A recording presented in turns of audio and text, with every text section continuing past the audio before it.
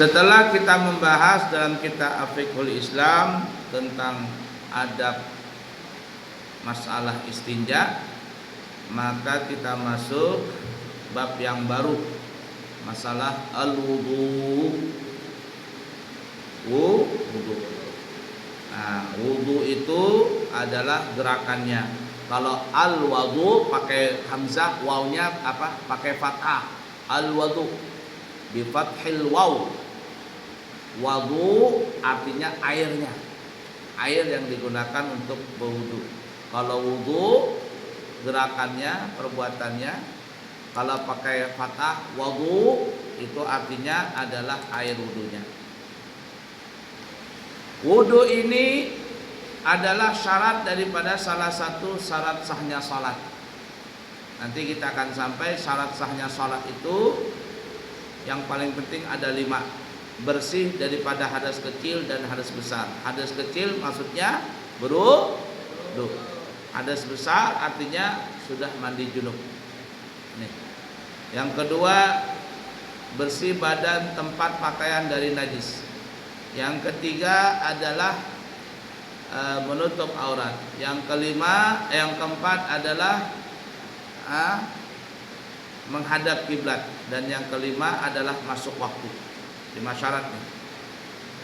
Ini yang paling mutlak dalam syarat sahnya salat. Bersih daripada hadas kecil dan hadas besar. 2, bersih badan pakaian tempat dari najis. 3, menghadap kiblat. 4, masuk waktu. Yang kelima apa tadi? Menutup aurat. 5 hal ini. Wudu ini menjadi syarat sahnya salat, dan wudu ini diperintahkan oleh Allah Subhanahu wa taala, yaitu 1 tahun setengah sebelum berhijrah.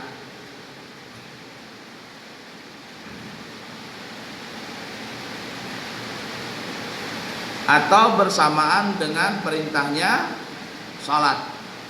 Perintah salat itu terjadi pada malam Isra dan Mi'raj. Nah, Isra Mi'raj itu entar lagi kita ya, bulan Desember, bulan depan tuh akhir bulan Desember sudah masuk bulan Rajab. Disepakati kata ulama bulan Rajab.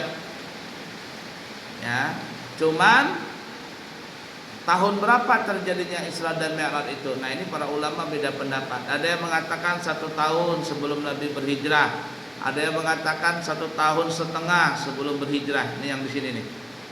Ada yang mengatakan 2 tahun sebelum Nabi berhijrah. Ada yang mengatakan 3 tahun sebelum Nabi berhijrah.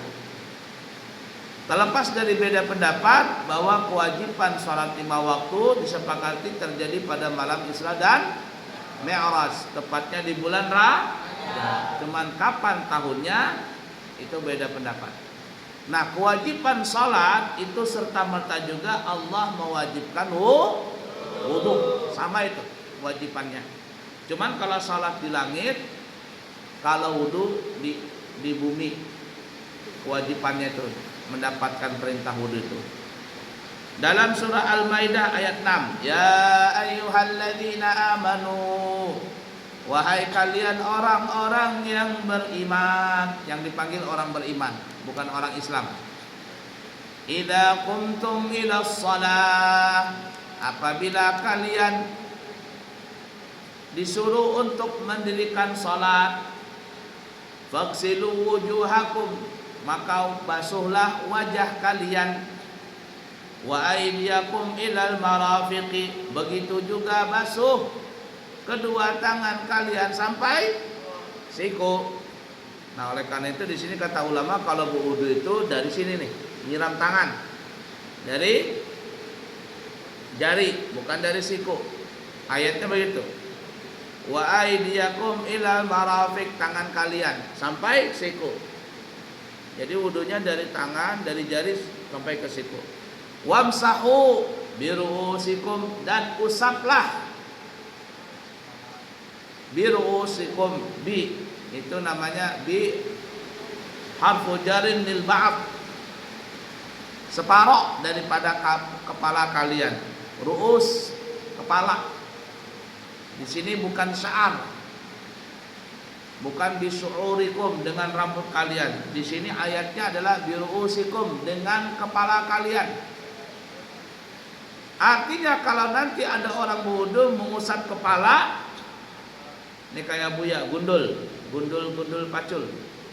Abuya mengusap kulit kepala sah. Tapi kalau ada orang mengusap rambut, belum tentu sah. Syaratnya mengusap rambut itu harus rambut satu tertanam di kepala.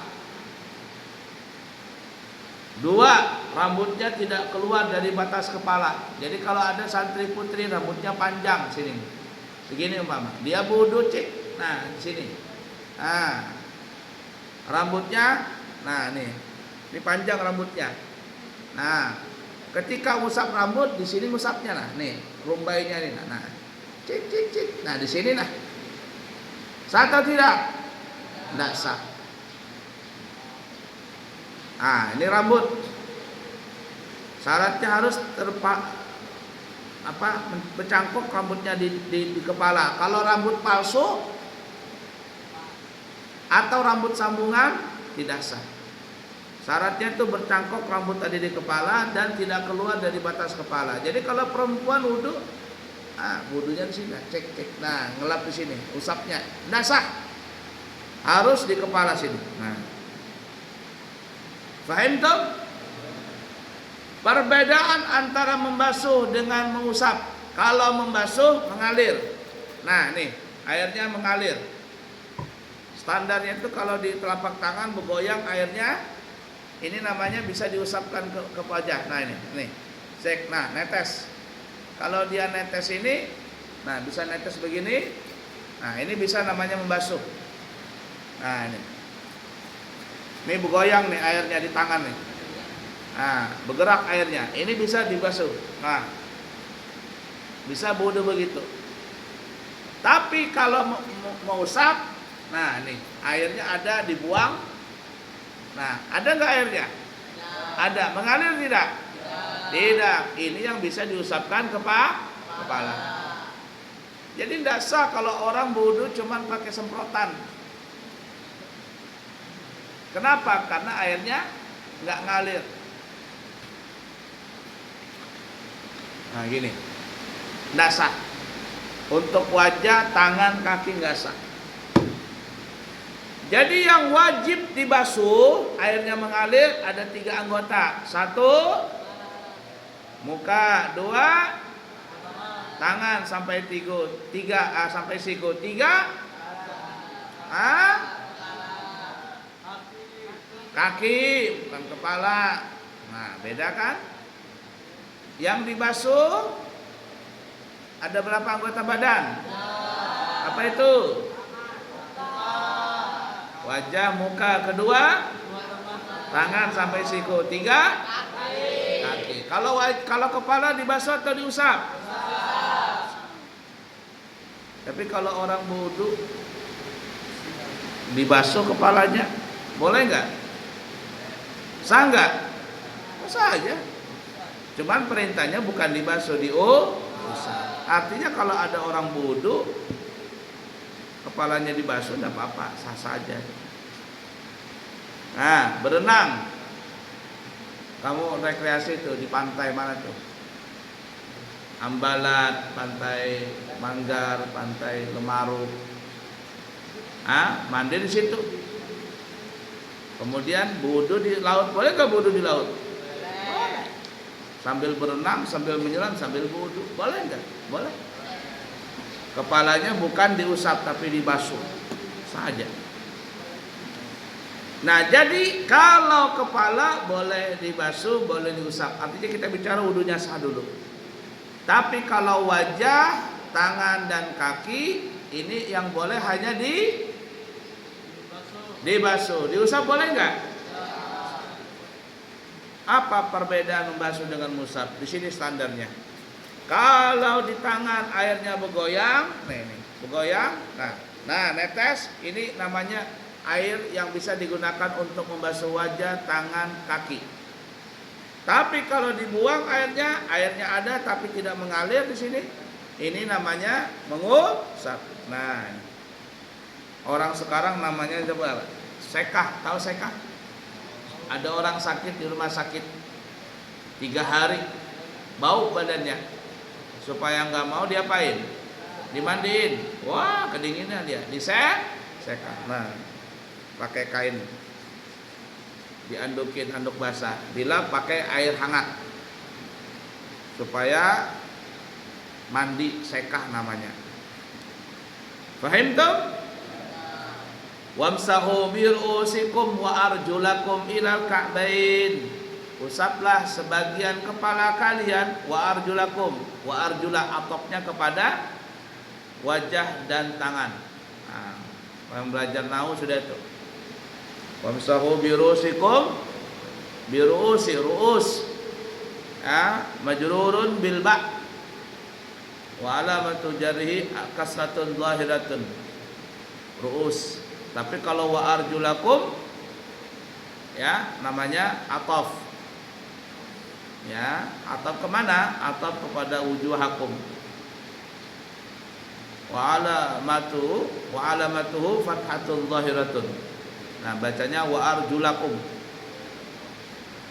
Tapi kalau orang Syiah, orang-orang Syiah dia bacanya wamsahu bi ru'usikum wa arjulikum. Wa arjuli dia baca. Jadi kalau orang Syiah itu kalau wudu kakinya nggak dibasuh, cuma diusap.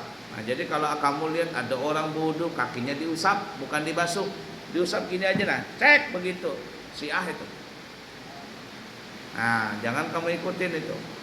Kecuali nanti dalam satu hal, apa itu? Memakai khuffain. Nanti kita akan sampai dalam takrirat sadidat. Khuffain, memakai sepatu. Nah, tapi gak sepatu yang ada sekarang, ada sepatu khusus khuffain, itu biasanya dipakai pada musim dingin. Paham tuh?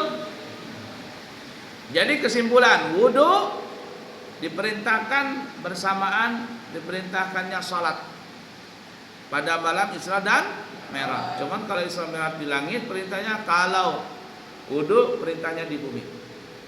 Lah kenapa? Karena wudu ini salah satu syarat sahnya salat. Lanjut. Syarat-syarat wudu. 1. Islam. 2. Syarat-syarat wudu. Jadi kalau orang mau berwudu nih, itu mesti ada syaratnya. Kalau syaratnya nggak sempurna, nggak sah wudunya. Apa itu? Yang pertama Islam. Kalau orang bukan Islam, orang kafir atau orang murtad, walaupun dia wudunya nggak sah. Kenapa? Karena belum login lagi. Belum login kan login. Nah, login atau login belum dia. Tapi kalau dia sudah asyhadu an la ilaha illallah wa asyhadu anna muhammadan rasulullah, login sudah dia. Kalau dia wudunya sah. Tapi kalau belum login, walaupun dia belum sah wudunya. 2. Mumayyiz. Karena wudu itu merupakan ibadah yang wajib diniati. Sedangkan orang yang tidak beragama Islam dan orang yang belum mumayyiz tidak diberi hak untuk berniat. Mumayyiz, apa arti mumayyiz itu? Mumayyiz itu banyak definisinya. Cuman yang paling enak mumayyiz itu adalah seseorang yang bisa makan, minum, istinja sendiri. La ilaha illallah. Mumayyiz. Mumayyiz itu bahasa kitanya adalah seseorang yang bisa membedakan baik buruk.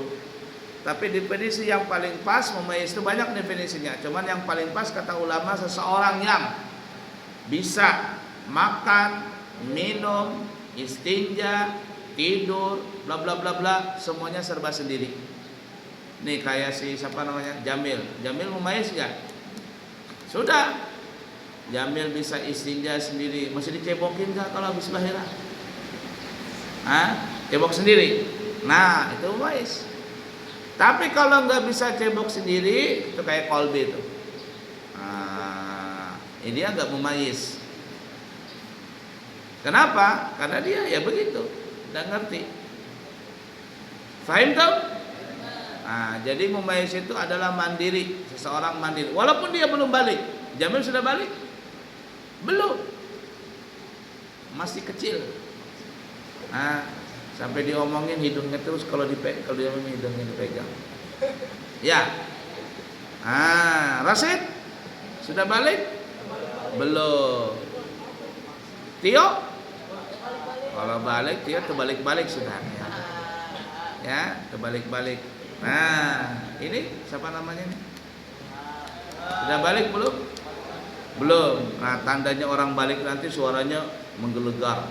Wow. Kayak Akbar tuh. Wow. Itu balik tandanya. Tapi kalau belum balik, itu suaranya masih kayak burung pipit. Ya, satu. Tandanya apa lagi? Nih, di sini puting susunya berbiji. Aduh, sakit kata Ikram. Pernah sakit Ikram? Dah lagi sudah. Nah, sudah balik belum? Aduh, katanya dipegang. Siapa yang putingnya sakit? Nah, kalau ada puting sakit itu sudah balik. Nah, 3, makannya kuat, gancang makannya. Nah, itu makannya banyak tapi nggak gemuk-gemuk. Itu tanda laki-laki balik tuh. 1, suaranya menggelegar. 2, ada puting susunya berbiji. 3, makannya banyak. Itu tanda sudah orang balik. Kalau perempuan beda. Suaranya perempuan makin halus. Kalau sebelum balik, tapi kalau sudah balik, suaranya makin halus. Kalau laki-laki menggelegar, kalau perempuan lembut bukan kecil. Nah, kalau dulu kecil suaranya, kalau balik dia suaranya makin lembut. Ya, nah itu balik sudah. Kalau dulu, ya. Kalau sudah balik, ya. Itu menunjukkan perempuan itu balik dari segi suara. Jadi mumayyiz. Nah, kalau anak itu belum mumayyiz, seperti siapa itu namanya Aisyah. Nah, anaknya Ustazah Halimah.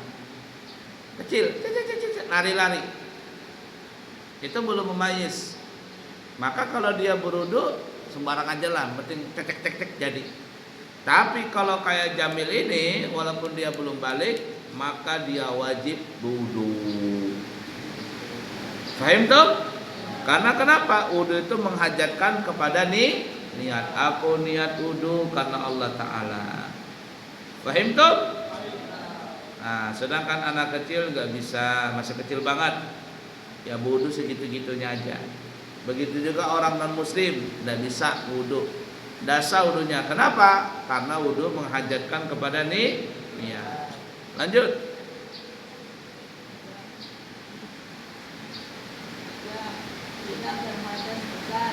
Tidak berhadas besar. Tidak berhadas besar ini maksudnya garis situ tulis garis kurung, perempuan bukan kondisi haid dan bukan kondisi nifas.